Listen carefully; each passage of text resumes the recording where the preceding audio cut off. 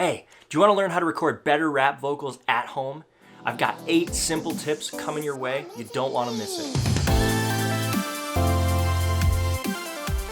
Welcome back, my name is Jack. Thanks for tuning into the show where I help creative music makers get better at making music at home. Today we're talking about 8 simple tips on how to turn your rap vocal recordings up to the next level in your home studio without spending a bunch of money. Now, moving forward, a little disclaimer, I'm going to assume that you know how to set up a microphone and use a microphone and actually press record. If you're not quite there yet and you want a refresher, do click this link to this video. Then maybe once you've watched that, come on back here and you'll be caught up to speed. First tip is actually where you want to set up to record your vocals. So I'm fortunate that I have a nice size closet and I love using my closet to record. But if you don't have a closet, or you maybe have a closet that's too small, you can actually use just any corner in your room. So this isn't a great example because I've got stuff in there, there's a window right there, but if you find a corner, you can actually buy a room divider, and I'll post a picture here because I don't have one, but you could buy a room divider and cover it with moving blankets or foam up on the walls or on inside the divider, and you can actually make a nice isolated space to record for pretty low money. I'll post some links to something like that in the description if that sounds like something that might work for you. All right, so now we're in my vocal recording booth, and it's not super fancy. This is my closet. There's clothes everywhere. There's storage. Like I said, I live here. I use this. I mean, a lot of you probably in the same situation. We don't have a whole separate room for a studio, but what I want to point out is like all this foam is really great. It's really helpful.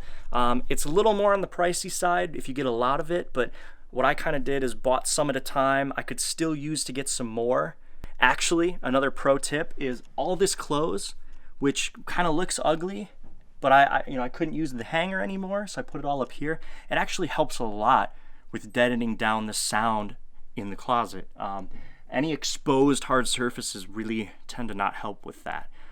So definitely, if you have a corner, if you have a closet, put up some foam, take advantage of that. If you're looking for some foam, I can link you to some in the description. Everything you need throughout this whole video, I'll post down there just to kind of help you find what we're looking at here, or maybe look at some things, see what you're looking at price-wise.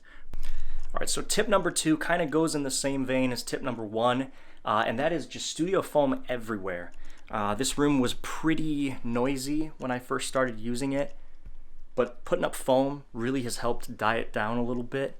You can look, we got a bunch of foam behind our monitors and our speakers and our desk, foam on the walls. Just whatever you can do to kind of help that out. Definitely think about that for sure. If you don't have foam, my second favorite thing to do is put up moving blankets. If it's your bedroom and you have people over, it might look kind of ugly. I had it set up in a basement before, but it really, really does help with some of those reflections off those hard surfaces. All right, so tip number 3 is going to be to set up some kind of permanent cable routing in your vocal booth. So I actually have a 16-channel snake right here that runs underneath the dresser, kind of coils up the extra, goes around the door, back over here, behind my bed, behind my desk, back around, and into the inputs of my interface. So out of everything I'm going to suggest in this video, buying a snake like that would probably be the most expensive thing on the list. But in no way do you need something set up and permanent like that. Even if you ran just mic cables behind the wall and under the door and had them stay there the whole time, that would be great. It's definitely going to be more professional looking than if you were to just run a cable straight through the room and plug it into the mic every time. And then there's no trip risks. It can stay there, it can live there, set up and clean up is faster. I would want to point out, you do want to have at least a mic sending to the interface so you can have the record input, but then also an output for headphones, because you or your vocalist or your rapper definitely needs to be able to hear themselves. So these actually go on the ground, run back through, and end up back in that snake. All right, so the next tip number 4, also really important. I've had a lot of rappers come through that want to charge their phone, want to plug it in for a video or a live stream, and so running power is definitely really important. Again, look, all my stuff, storage, totally cool. But I've got a power strip right here, routes the same way as the snake does, but if you don't have an outlet in your closet or your corner or wherever you're set up, it's good to have something like that in there. All right, this next tip seems simple, but a lot of people get it wrong. Make sure wherever you're recording, whether it's a corner or a closet or right in the room, that there's no noise, just ambient noise, whether that's your computer or a fan or HVAC, heating or cooling or air conditioner, any kind of stuff making noise that's going to get into your recording. We're so used to hearing those noise that maybe we don't even notice it or we don't think about it, but really do take a moment to kind of just sit in your space and listen, especially if it is like an air conditioner in the summer. Be aware of any of those noises. Try to eliminate them if possible. If you can't, at least be aware of it, because at the end of the day, if you have a better recording, your song, your final product is going to sound better. All right, so tip number 6, it doesn't have so much to do with actual rap vocal quality of the recording, but it has something to do with the vibe and the overall experience of recording. So whether you're the producer or you're the rapper yourself, you want a good space that you can get in the vibe, and having cool lighting in the booth definitely helps. This is actually inspired by a guy that I was producing who came in and he's like, yo man, I want to film a video in the booth while I'm rapping. Can we set up some cool lights? So we set up some cool lights. I took some cheap string light.